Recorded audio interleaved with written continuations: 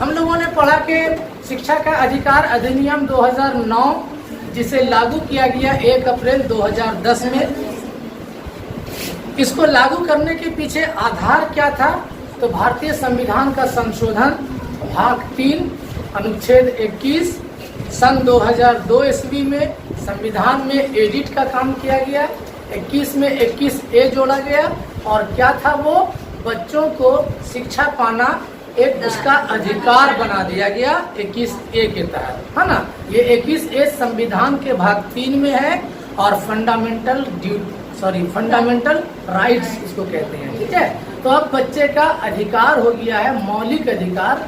6 से 14 साल के बच्चे का ये मौलिक अधिकार है कि वह जो है सरकार से शिक्षा फ्री में प्राप्त करे। 6 से 14 वर्ष का बच्चा का शिक्षा बोलिए या कक्षा 1 से 8 तक की शिक्षा बोलिए, ये 1 से 8 तक की शिक्षा पाना बच्चे का अधिकार है।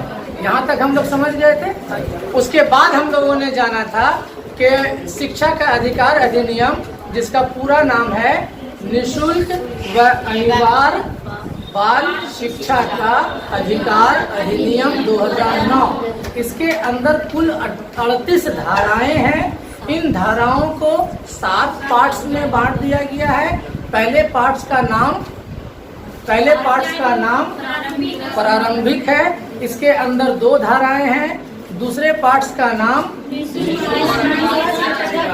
जिसके अंदर 3 धाराएं हैं। उसके बाद तीसरा जो है अध्याय है, तीसरे अध्याय में समुचित सरकार, स्थानीय प्राधिकार, माता पिता के कर्तव्य, ये तीसरे अध्याय का नाम है, जिसके अंदर 6 से 11 तक की धाराएं हैं। कुल 7 धारा हो गया। उसके बाद फिर चौथा अध्याय शुरू होता है जो शिक्षा आरटीई का सबसे इम्पोर्टेंट है ना। इसके अंदर 2 बातें रखी गई है, विद्यालय और शिक्षक, है ना। विद्यालय के क्या दायित्व होना चाहिए, क्या क्या फंक्शन, क्या क्या कंस्ट्रक्शन होना चाहिए, शिक्षक के क्या क्या ड्यूटीज हैं ये, और इसके अलावा पाठ्यक्रम वगैरह सब कुछ आगे के चैप्टर में है। तो ये चौथा अध्याय सबसे इम्पोर्टेंट है, जिसका नाम है विद्यालय एवं शिक्षा। हम लोगों का आज के क्लास का मेन उद्देश्य है धारा 1 से लेकर के 38 धारा तक पढ़ना। आज जितना धारा चलेगा वहाँ तक खींचेंगे, फिर उसके बाद आगे कल हम लोग सीखेंगे। और आप लोगों का काम है हर धारा को याद करना। हम पूछेंगे आपसे धारा 5 में क्या प्रावधान किया गया है, तो आपको तुरंत बोलना होगा कि सर इसमें बच्चों को ये अधिकार दिया गया है कि वह किसी भी कक्षा में स्कूल से टीसी पा सकता है, ये उसका अधिकार है। ये ज़रूरी नहीं है कि 8वां तक पढ़िए उसके बाद ही आपको मिडिल स्कूल में टीसी मिलेगा, ठीक है। उसी तरीके से हम आपसे पूछेंगे कि बताइए कि बच्चों को उम्र के हिसाब से कक्षा में नामांकन लेना ये किस धारा के तहत है।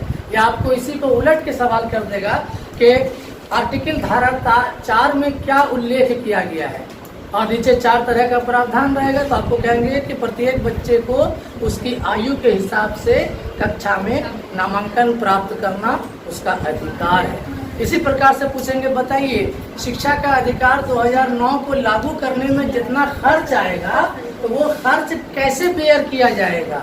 तो आपको जवाब होना चाहिए कि सर 60% हिस्सेदारी केंद्र सरकार की होगी और 40% हिस्सेदारी राज्य सरकार देगी। झट से हम सवाल कर लेंगे, बताइए ये बातें जो है किस धारा में लिखा गया है।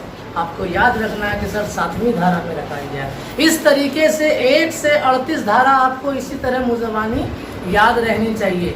लेकिन ज़्यादा इम्पोर्टेंट है 12 से 28 धारा, 12 से धारा 28 यानी चौथा अध्याय मोस्ट इम्पोर्टेंट है, ठीक है। क्योंकि 12वां अध्याय में ये 12वीं धारा में कहा गया है कि प्रत्येक प्राइवेट स्कूल अपने स्कूल में कक्षा 1 में कम से कम कुल नामांकन का 25% फ्री में एडमिशन उसको लेना है और 8 साल तक उसको फ्री में एजुकेशन विथ बुक के साथ देना है। नहीं देंगे तो उसको फाइन लगेगा, फिर नहीं देंगे डबल फाइन लगेगा, फिर नहीं देंगे मान्यता रद्द किया जाएगा। इस टाइप का बहुत सारा प्रावधान किया गया। किस धारा के तहत बच्चों को शिक्षक दंड नहीं दे सकता है। ये सारे क्वेश्चन आपको आए हुए हैं, ठीक है। कहीं एडजस्ट होइए।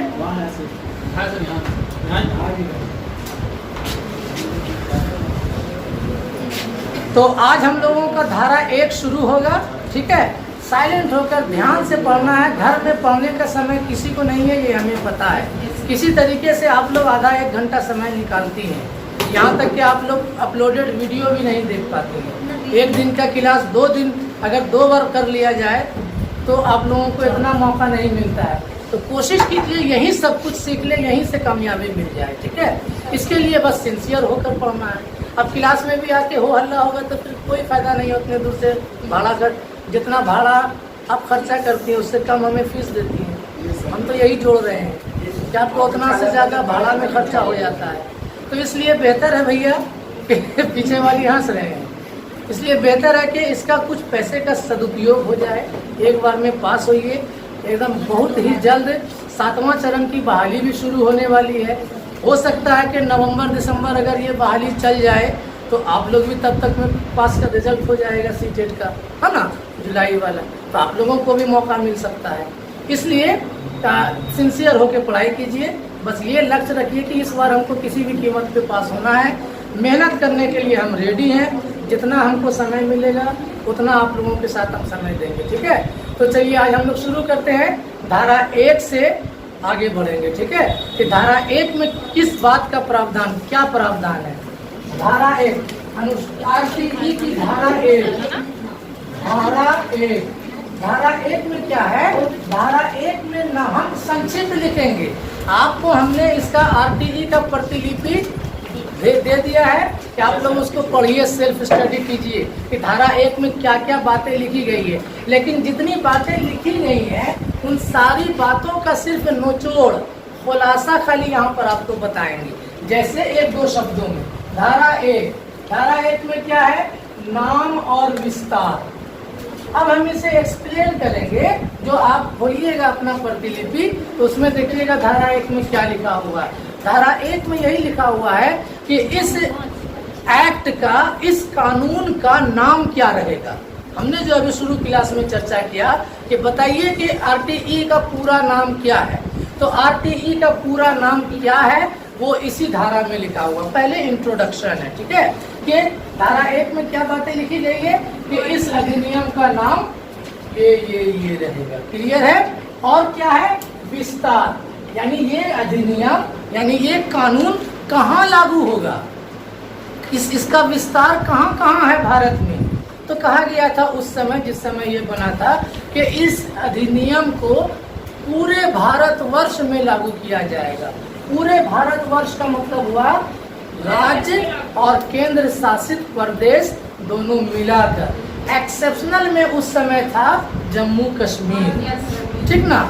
इस धारा एक्ट में आपके जो प्रति हमने दिया उसमें यही लिखा हुआ होगा कि जम्मू कश्मीर को छोड़कर पूरे प्रदेश में, यानी पूरे भारतवर्ष में जो है ये एक्ट लागू होगा। लेकिन आज के संदर्भ में अगर हम बात करेंगे तो कहेंगे नहीं सर, जम्मू कश्मीर भी अब चूंकि भारत का एक अंग बन गया है, विशेष राज्य का दर्जा उसका खत्म हो गया है, वो एक अब सामान्य स्टेट बन गया है ना, वहाँ पर 2 स्टेट। तो इसलिए जो है अब ये एक्ट जो है संपूर्ण भारत में लागू हो गया है। तो धारा 1 में इस अधिनियम का नाम और इसका विस्तार क्षेत्र है। क्लियर हो गया।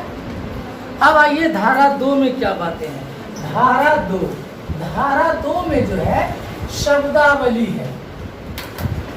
शब्दावली, अब ये शब्दावली क्या होता है इसको समझिए। हमने आपको शुरू के क्लास में बताया था कि आपके फेल होने का कारण क्या रहता है कि आप सीटेट में पूछे गए प्रश्न में कहीं कहीं किसी शब्द में फंस जाती हैं, उसका अर्थ नहीं जान पाती हैं, इस वजह से आप जो है आंसर नहीं दे पाते हैं। तो इस अधिनियम के अंदर टोटल 38 धारा के अंदर जो मुख्य शब्द है उस शब्द का क्या अर्थ निकलता है, उसी अर्थ को यहाँ पे एक्सप्लेन किया गया है। जैसे आप यहाँ देख रहे हैं, निःशुल्क व अनिवार्य बाल शिक्षा का अधिकार अधिनियम। तो अब इसमें बाल का मतलब क्या हुआ, बाल। तो वहाँ पर इसी धारा के तहत यहाँ लिखा गया है ये बाल का मतलब आपको समझना है कि 6 वर्ष से लेकर के 14 वर्ष तक का सभी बालक और बालिका, ना केवल बालक बल्कि बालक और बालिका दोनों।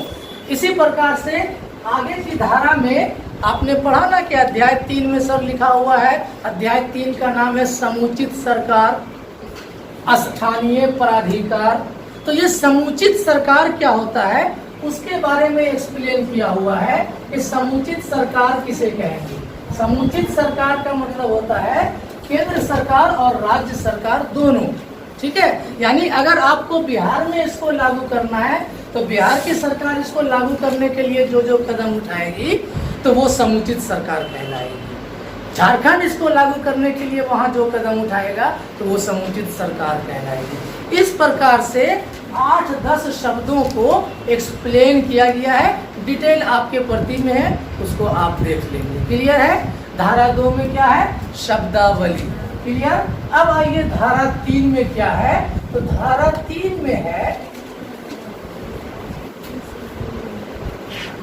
आपसे इसके धारा 3 को एक्सप्लेन करने से पहले हम एक प्रश्न करेंगे कि बताइए, अगर आपसे सीटेट में क्वेश्चन आ जाए कि भारतीय संविधान के किस धारा, किस अनुच्छेद के तहत, भारतीय संविधान के किस अनुच्छेद के तहत 6 से 14 साल के बच्चों को अनिवार्य एवं निःशुल्क शिक्षा पाना उसका अधिकार है।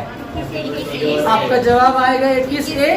उसी प्रकार से फिर एक सवाल बनता है कि बताइए शिक्षा का अधिकार अधिनियम 2009 के किस धारा के तहत 6 से 14 साल के बच्चे को अनिवार्य एवं निःशुल्क शिक्षा पाना उसका अधिकार है। तो धारा 3।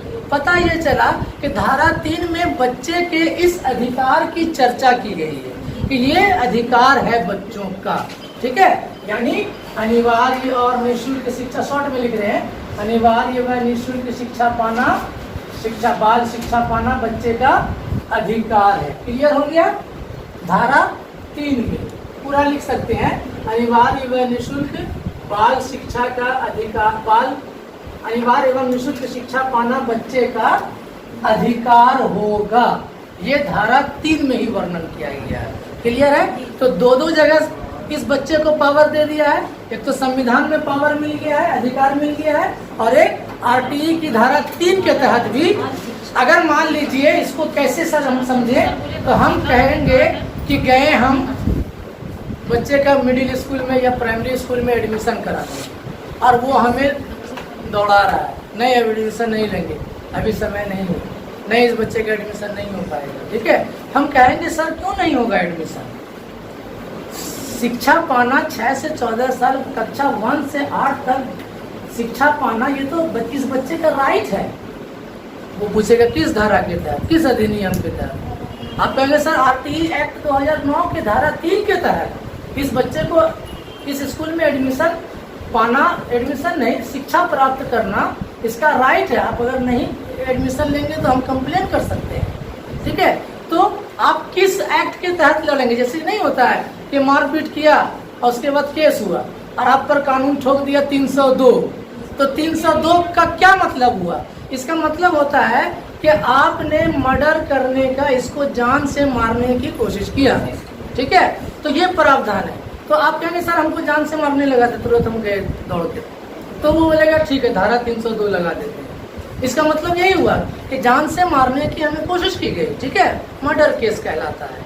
उसी प्रकार से आर्म से होता है, बहुत तरह का केस का धर्म का अलग अलग धारा होता है। तो बच्चे को फ्री में एजुकेशन पाना, प्राइमरी एजुकेशन, एलिमेंट्री एजुकेशन किस धारा के तहत, RTE के किस धारा के तहत, RTE के 3 धारा के तहत। तो 3 में क्या है, बच्चे का राइट बनाया गया है अनिवार्य और निःशुल्क शिक्षा पाना। क्लियर है। प्रारंभिक कक्षा। और धारा 4 में आइए। धारा 4 में क्या है कि कभी कोई भी बच्चा, प्रत्येक बच्चे का उस रेंज के एज के प्रत्येक बच्चे का ये राइट होगा कि उसका नामांकन उस स्कूल में उसकी आयु के अनुसार हो। यहाँ पर हम लोग लिख देंगे आयु के अनुसार कक्षा में नामांकन, कक्षा में नामांकन। इसका क्या मतलब हुआ?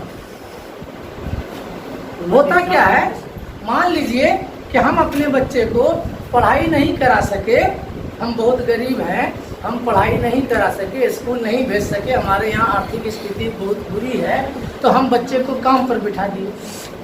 जिस समय पढ़ने की उसकी उम्र थी उस समय हम काम पे बिठा दिए।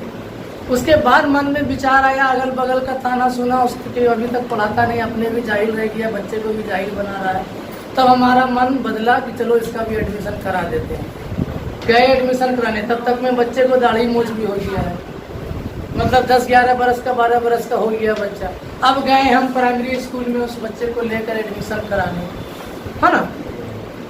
स्कूल वाला कह रहा है कि हाँ ठीक है, टेस्ट लेते हैं, जांच लिया क्या है, तो इसको तो कोसे कबूतर भी नहीं आता, इसको तो 1 कक्षा में एडमिशन लेंगे। लेकिन आरटीई की धारा 4 कहता है कि नहीं, रुकिए, आप इसको उसके नॉलेज के हिसाब से कक्षा में एडमिशन नहीं लेंगे, उसकी आयु के हिसाब से आपको कक्षा में इसका प्रवेश लेना है। तो आयु का क्या मानक है सर? तो सरकार ने मानक बना दिया है कि 6 साल की आयु अगर कोई पूरा कर लेता है, यानी 7वें साल में जैसे प्रवेश किया, 6 साल कंप्लीट हो गया, और देहात के स्कूल में बोलता है कि यहाँ से कान पकड़ को वो ऐसा कान पकड़ लिया, जैसे एडमिशन कराने गए ना, सर इसका एडमिशन ले लिए, तो ये तो बहुत छोटा लग रहा है, नहीं सर 6 साल पूरी गया, लीजिए ना एडमिशन, नहीं हाँ रे 6 साल पूरी गया, कान पकड़ के दिखाओ तो नहीं। तो कान अगर नहीं छू सका तो इसका 6 साल नहीं पूरा है। कान अगर छू लिया इधर, इस हाथ से इधर का कान, इधर का कान नहीं, इस हाथ से इधर का कान छू लिया, पीछे से घुमा के ऐसे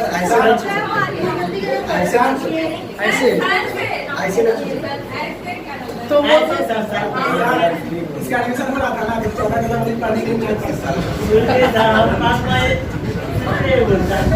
चलिए आगे बढ़ते हैं, ठीक है।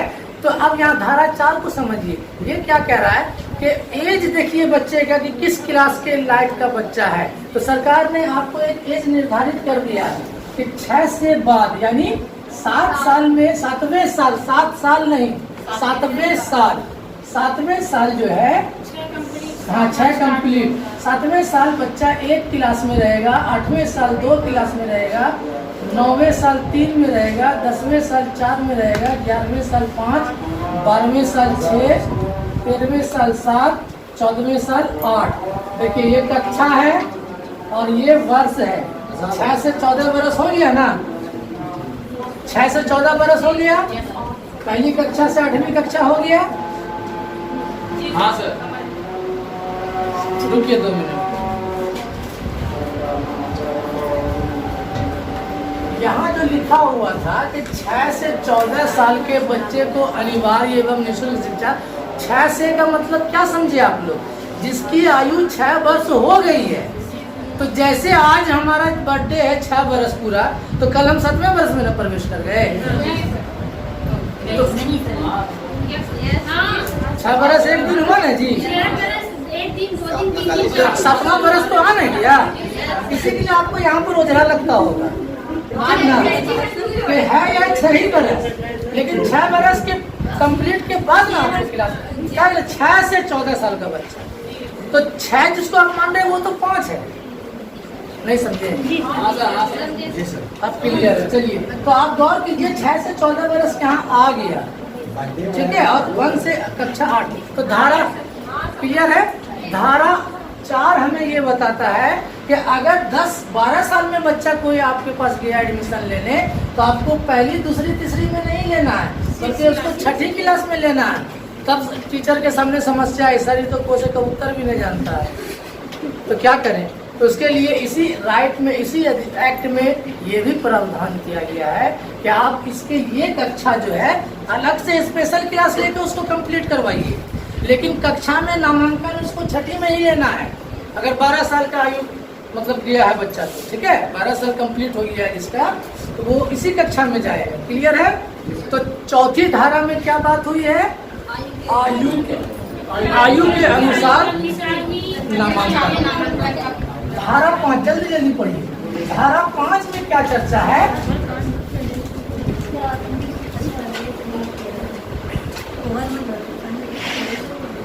टीसी पाने का अधिकार प्रत्येक बच्चे का ये राइट है कि वो जब चाहे जिस क्लास में चाहे क्लास छोड़ के टीसी ले सकता है।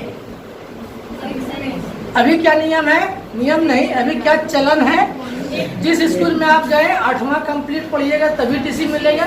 उसके पहले आप क्लास अगर छोड़ते हैं, कहीं चले गए, पापा का ट्रांसफर हो गया, चले गए दूसरे जगह, टीसी नहीं देता है। लेकिन अगर उसको ये पढ़ा दीजिएगा जाकर के तो पैर हिलने लगेगा। नहीं, कानून के अनुसार जाइएगा तो हिलने लगेगा, लेकिन कानून जानिएगा तब। नहीं जानता तो पढ़ा के आपको भेज देता है। आप सोचते हैं धोर चलो वहीं कहीं एडमिशन ले लेंगे फिर।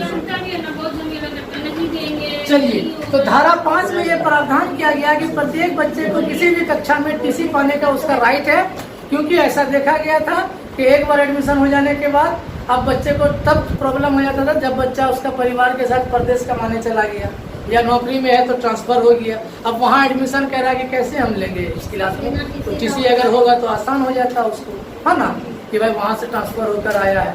विद्यालय छोड़ने का कारण भी उसमें लिखा हुआ रहता है कि भाई पिताजी का ट्रांसफर या और भी कुछ, है ना, तो आसानी होता है। तो अब उसको राइट बना दिया गया कि आपको 6वीं क्लास तक पढ़ के भागना है, दूसरे स्कूल में जाना है तो आपको 6वीं में टीसी मिल जाएगा। क्लियर है? 5वीं धारा क्लियर हो गया। एक बार रिवीजन कीजिए। पहली देखना नहीं है, पहली कक्षा पहली धारा, दूसरी धारा सब देख रही है।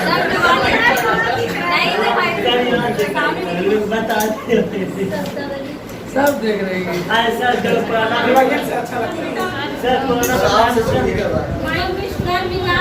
चलिए अब आप 6ठी धारा में आइए।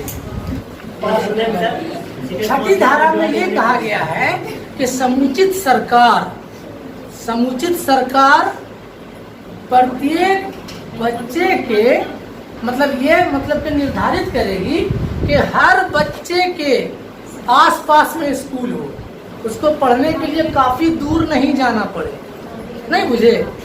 पहले क्या था, स्कूल की संख्या की कमी थी, बच्चियों को खास करके बहुत परेशानी होता था। हाई मिडिल स्कूल तक पढ़ भी लिया, अगर मोहल्ले में संजोग से स्कूल है, हाई स्कूल के लिए 5 किलोमीटर दूर जाना पड़ रहा है, ठीक है, 3 किलोमीटर दूर जाना पड़ रहा है। तो हाई स्कूल का समस्या तो नीतीश बाबू साइकिल देकर के निदान कर दिए हैं, लेकिन प्राइमरी स्कूल में छोटी बच्ची उतना दूर कैसे जाएगी? तो इसके लिए 6ठी धारा में ये प्रावधान किया गया है कि प्रत्येक 1 किलोमीटर पर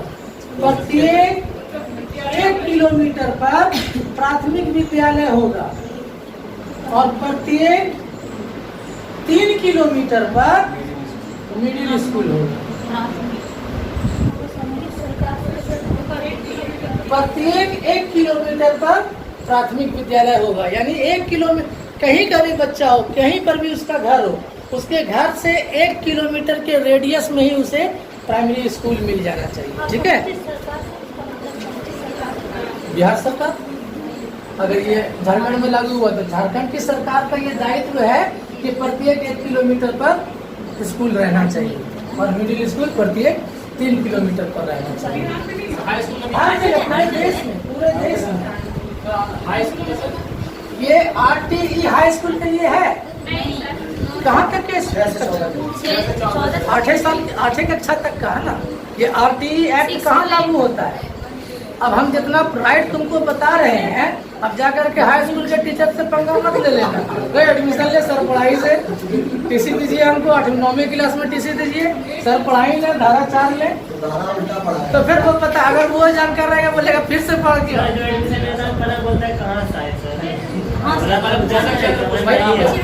भाई पोषक क्षेत्र उसी को कहते हैं। ठीक है? पोषक क्षेत्र का मतलब 1 किलोमीटर पोषक क्षेत्र के अंदर middle school, sorry high school. चलिए आगे बढ़िए।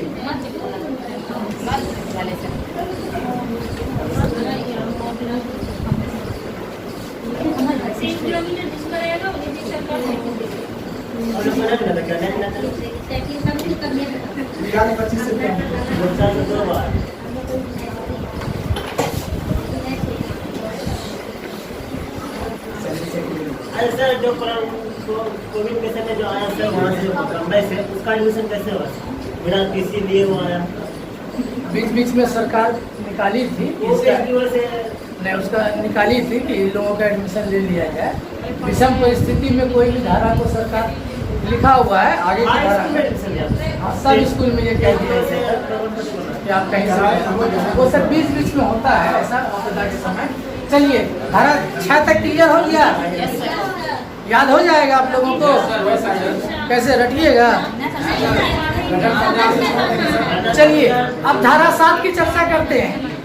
11 धारा तक आज पढ़ेंगे या 10 धारा तक?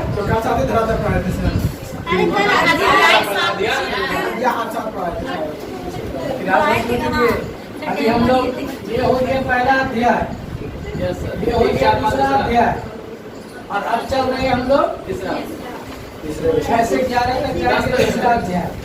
आज तीसरे अध्याय तक पढ़ेंगे और चौथा अध्याय कल शुरू करेंगे। पहला अध्याय में 2 धारा, दूसरे अध्याय में 3 धारा, तीसरे अध्याय में 6, 7, 8, 9, 10, 11 है ना, 6 तक हो गया। 7वां में सुनिए, 7वीं धारा में कहा जाता है कि इस RTE एक्ट को जो लागू करेंगे, हर किलोमीटर पर स्कूल का जो बिल्डिंग तैयार करेंगे, तो इसमें जो खर्च होगा, इस खर्च को कौन वहन करेगा, कौन बेयर करेगा? कानून तो बनाया केंद्र सरकार ने, लागू करेगा हर राज्य सरकार इसको, तो आखिर इसका खर्चा इस पर जो आएगा, फ्री में किताब बांटेंगे तो इसका खर्चा कौन देगा? तो दोनों में तालमेल बैठाया गया 60-40 के अनुपात में। मतलब ऐसे मत लिखिए, इसको लिखिए कि इस अधिनियम को लागू करने में जो व्यय आएगा उसमें 60% केंद्र सरकार का हिस्सेदारी होगा और 40% राज्य सरकार का। मतलब अगर 100 रुपया खर्चा हुआ तो 60 रुपया केंद्र सरकार भेजेगी बिहार को, झारखंड को भी 40 रुपया भेजेगी, है ना, और 60 रुपया भेजेगी और 40 रुपया आपको अपना लगाना है। समझ गए ना?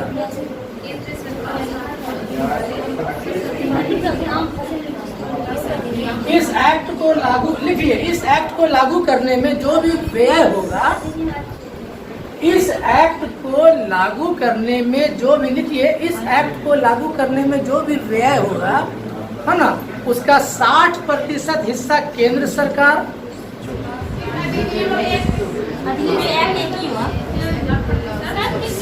इस अधिनियम को लागू करने में जो भी खर्च आएगा, इसका 60% हिस्सा केंद्र सरकार और 40% हिस्सा राज्य सरकार वहन करेगी।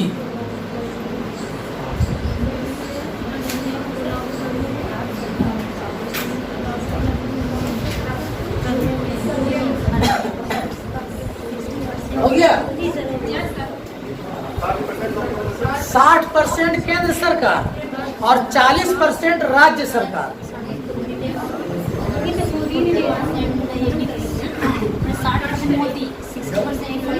हाँ, ऐसे पहले 35 और 65 आगे पीछे होता रहता है। अभी फिलहाल 35-65 भी था, 62-48 भी हुआ था।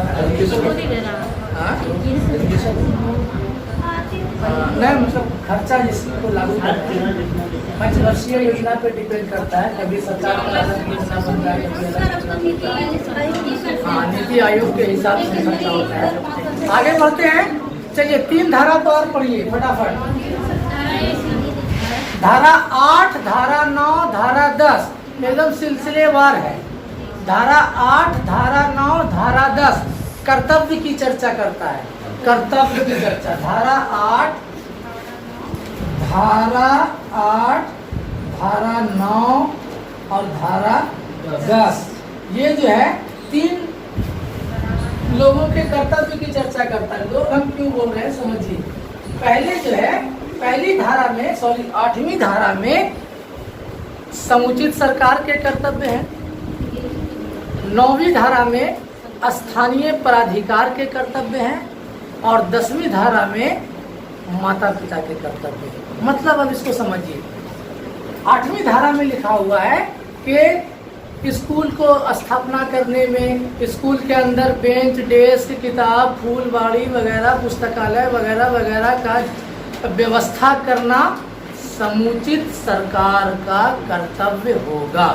टीचर का बहाली करना, है ना, या स्कूल में नामांकन को बढ़ाना, टीचर को वेतन देना, ये करना वो करना, यानी धारा 8 में समुचित सरकार के कर्तव्य बनाए गए हैं। कौन सा कर्तव्य? इस एक्ट को लागू करने के लिए, स्कूल व्यवस्था को चुस्त दुरुस्त करने के लिए केंद्र सरकार या राज्य सरकार इसका दायित्व है इस पर। क्लियर है? और अब आइए उसके बाद 9वीं धारा। 9वीं धारा में कहा गया है स्थानीय प्राधिकार। स्थानीय मतलब लोकल, लोकल मतलब जहाँ स्कूल है उसका लोकल अथॉरिटी। लोकल अथॉरिटी क्या हुआ? जैसे मान लीजिए कि आपके मोहल्ले में स्कूल है तो आपके मोहल्ले के मुखिया सरपंच या आपके एरिया के ब्लॉक एजुकेशन ऑफिसर, है ना, या इस डिस्ट्रिक्ट के डिस्ट्रिक्ट एजुकेशन ऑफिसर, है ना। तो जनप्रतिनिधि और सरकारी कर्मचारी, सरकारी अधिकारी स्थानीय लेवल पर, स्थानीय का मतलब वही हुआ डिस्ट्रिक्ट लेवल पर या ब्लॉक लेवल पर या पंचायत लेवल पर। तो लोकल अथॉरिटी का ये कर्तव्य होगा कि वो समय समय पर स्कूल की व्यवस्था की निगरानी करे, कमी को देखे, सरकार तक पहुंचाए इस न्यूज को। नहीं समझे? यहाँ ये चीज़ की कमी है, ये चीज़ की कमी है। समय समय पर स्कूल में जांच करे कि टीचर अपना दायित्व सही से निभा रहा है कि नहीं, स्कूल ठीक ठाक चल रहा है कि नहीं, बच्चे का ढंग से नामांकन हुआ है कि नहीं, बच्चे को किताब वगैरह सही से मिल रहा है कि नहीं मिल रहा, मतलब इसको सही से लागू किया जा रहा है या कहीं पर कोताही है। किसको पावर मिला है ये जांच करने का? Local authority. लोकल अथॉरिटी कौन हुए? हमारे जनप्रतिनिधि या लोकल अधिकारी, एजुकेशन डिपार्टमेंट के अधिकारी। क्लियर हुआ? और फिर अंतिम वाला जो 10वीं धारा है, 10वीं धारा में माँ बाप का भी कर्तव्य निर्धारित किया गया है कि प्रत्येक माँ बाप को भी चाहिए कि अपने स्कूल मतलब आसपास के स्कूल में अपने घर के बच्चे को भेजे, है ना। तो 14 साल की उम्र तक किसी काम पर ना बैठा दे बल्कि स्कूल भेजे। क्लियर है? तो ये तीनों कर्तव्य से जुड़ा हुआ है। और पहले में बड़े पावर यानी समुचित सरकार के कर्तव्य, समुचित सरकार के कर्तव्य।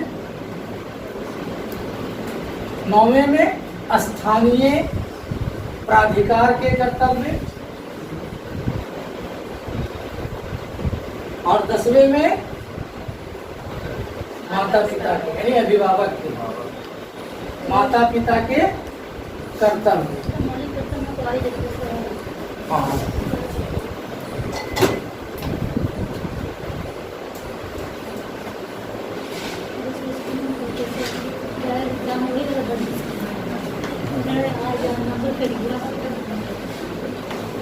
समुचित सरकार के कर्तव्य। समुचित सरकार किसको बोला जाता है? केंद्र सरकार, राज्य सरकार, है ना, दोनों में से किसी को भी मिला। स्थानीय प्राधिकार मतलब अपने डिस्ट्रिक्ट भर, ब्लॉक भर, पंचायत भर के लोकल अथॉरिटी। क्लियर है? और तीसरा है मतलब 10वां अध्याय माता पिता। यहाँ तक समझने में कोई दिक्कत? एक धारा और पढ़िए, धारा 11। धारा 11 में क्या बातें हुई है? यहाँ पर सबसे अलग हट के बात हुई है। यहाँ पर 6 से 14 साल के बच्चे की बात नहीं हुई है, यहाँ पर 3 से 6 साल के बच्चे की बात हुई है। पूरा RTE 6 से 14 साल के बच्चे के लिए है, लेकिन एक धारा 11 जो है वो 3 से 6 साल के बच्चे के लिए। 6 से 14 साल के बच्चे का तो सरकार ने प्रावधान कर दिया, लेकिन 3 साल से 6 साल के आयु का बच्चा भी शिक्षा पाने का उसका भी अधिकार है। यानी मेरे कहने का सेंस ये है कि यहाँ पर ये लिखा हुआ है कि 3 से 6 वर्ष का बच्चा या बालक बच्चा विद्यालय पूर्व शिक्षा, बच्चों के लिए विद्यालय पूर्व शिक्षा की व्यवस्था की जाएगी। मतलब एक दो स्टूडेंट बता रहे हैं कि सर इसका मतलब वो आंगनबाड़ी की चर्चा हो रही है। सही बात है, आंगनबाड़ी की ही चर्चा हो रही है कि जब 6 साल का बच्चा नहीं है तो उसको आंगनबाड़ी में ये प्रावधान किया गया है कि उस बच्चे को आप आंगनबाड़ी में भेजिए, वहाँ पर वो थोड़ा बेसिक नॉलेज देगा। हाँ, अब आंगनबाड़ी में क्या होता है, उसको क्या सिखाया जाता है आप लोग जान ही रहे हैं। उसको मतलब कि बैठना उठना पढ़ना लिखना ये सब का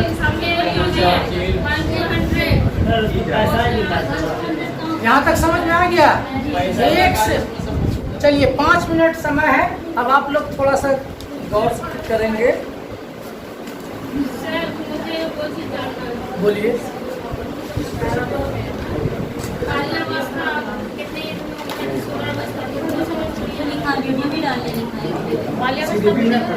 आप वीडियो नहीं देख रहे हैं? वीडियो आप नेट नहीं है? अच्छा ठीक है, भरा लिए आप वीडियो खोलिएगा, लेक्चर 1, 2, 3 देखिएगा, उसमें शिशुअवस्था की विशेषता है, बाल्यावस्था की विशेषता है, इस टाइप से टॉपिक बना हुआ है, ठीक है। उस वीडियो को देखिएगा, और नहीं तो फिर अलग से भी समझा देंगे आपको, है ना। या जिस दिन पहले आइएगा तो आप लोगों को स्टूडेंट में डिबेट हो जाएगा। सिंपल है, एकदम सिंपल है। हाँ हाँ बता, 0 से 5 है, 5 से 12 है, 12 से 18 है, यही 3 अवस्था। 0 से 5 शिशुअवस्था, 5 से 12 बाल्यावस्था, 12 से 18 किशोरावस्था, यही 3 अवस्था है। 18 के बाद हो गया वृद्धावस्था, प्रौढ़ावस्था, डिटेल समझा देंगे पहले। चलिए अब आइए जरा सा समझिए, कितने दिन में इसको याद कर लीजिएगा। 8वीं धारा में क्या है?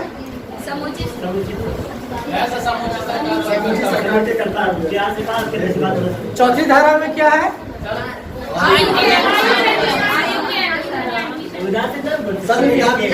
सुनिए सुनिए, कहानी सुनिए, कहानी सुनिए, कहानी सुनिए। एक बच्चा था, ध्यान से सुनिएगा कहानी। एक बालक था, उसका नाम RTE 2009 था। एक बालक था, उसका नाम RTE 2009 था। एक बालक मतलब धारा 1। धारा 1 में क्या लिखा हुआ है? उसका नाम लिखा हुआ है, किसका? RTE 2001। धारा 1 नाम और विस्तार, समझ गए। रास्ते में उसे 2 बालक मिले, रास्ते में उसे 2 मित्र मिले। क्लियर है? 2 मित्र मतलब धारा 2।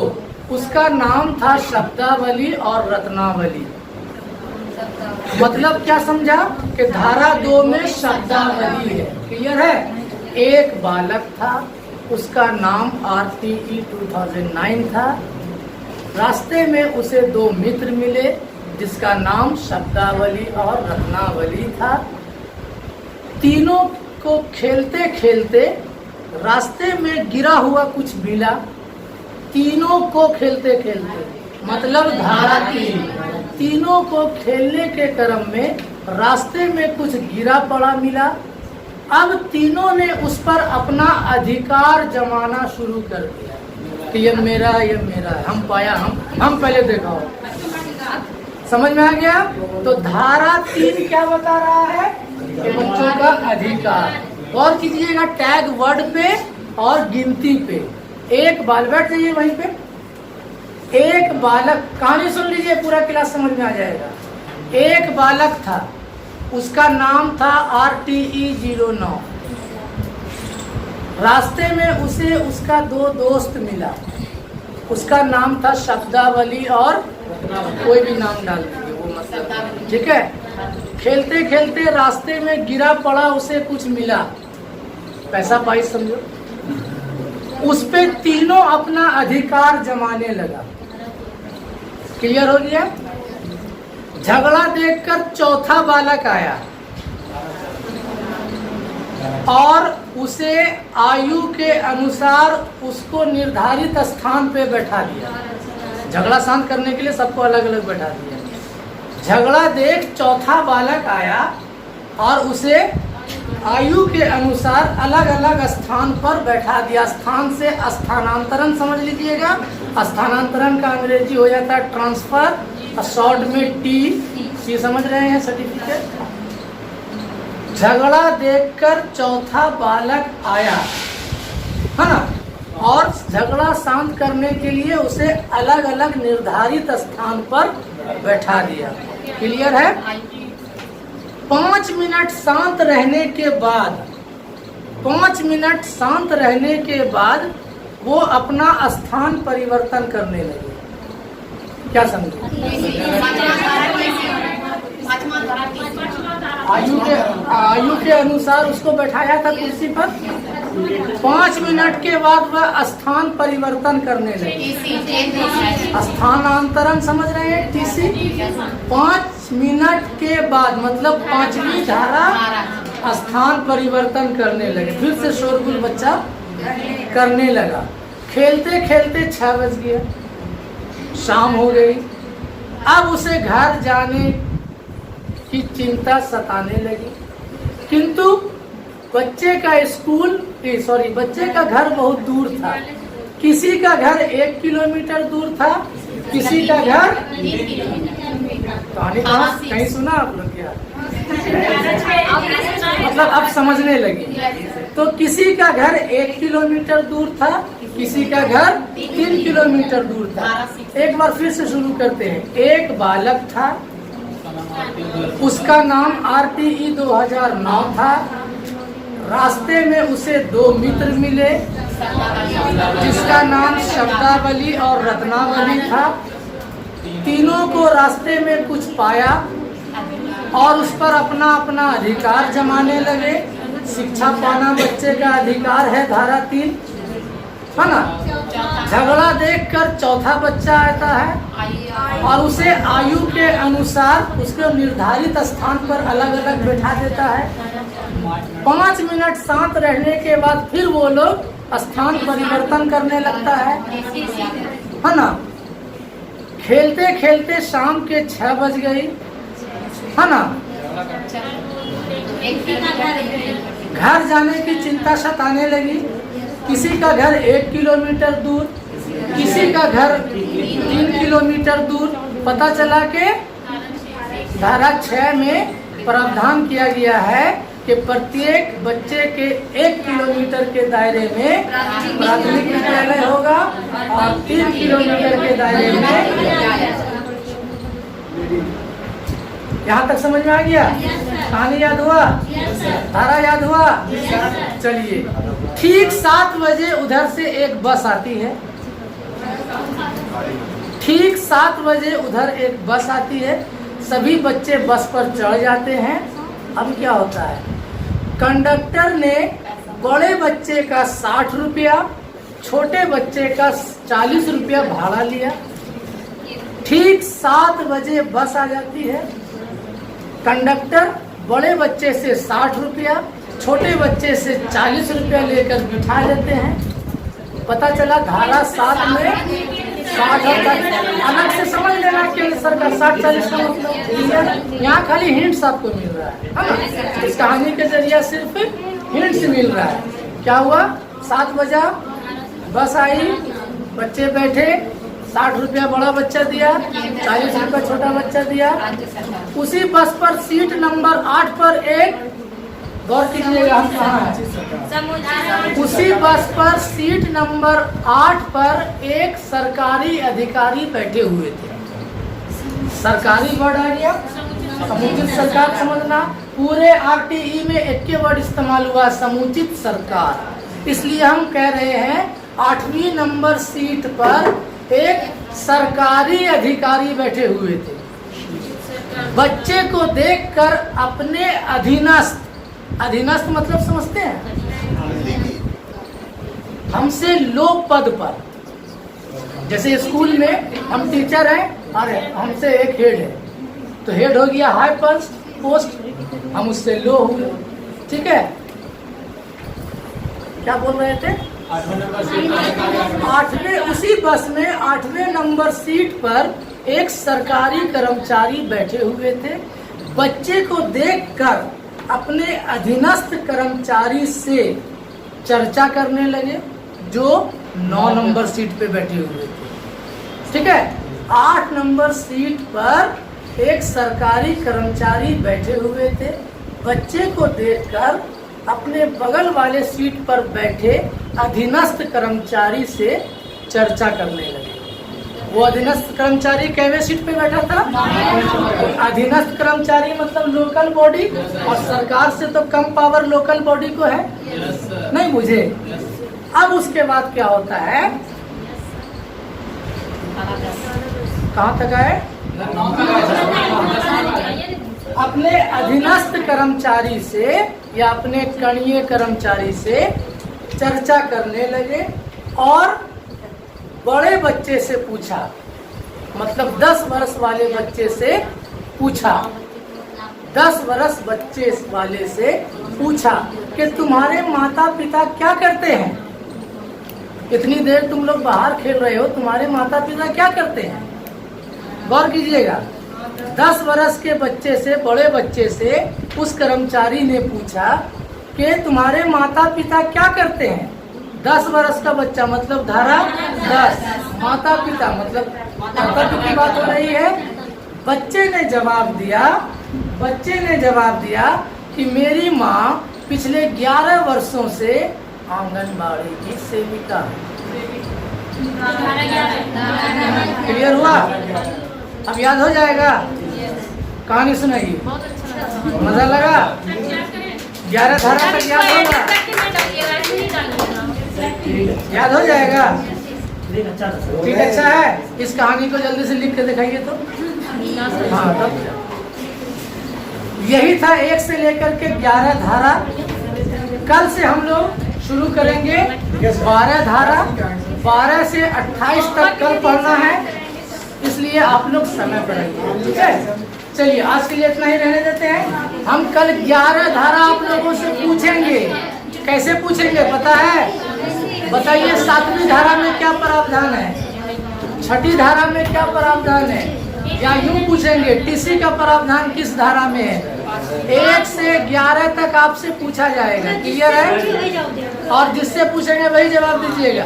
उसका सपोर्ट करने के लिए कौन कौन ने करना है?